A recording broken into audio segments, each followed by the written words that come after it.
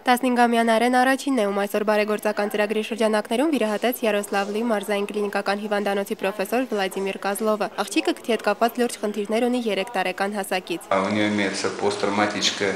деформация перегородки носа и плюс посттравматическая деформация носа. То есть девочка упала, когда была маленькая, и сейчас у нее не дышит нос. Вот, и отсюда у нее очень большие проблемы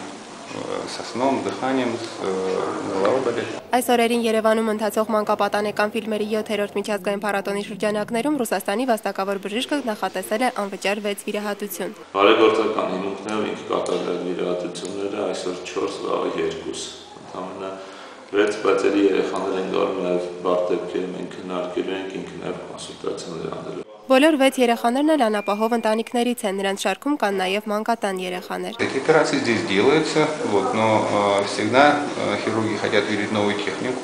вот, то есть новые технологии, которые применяются при данном типе заболеваний, поэтому всегда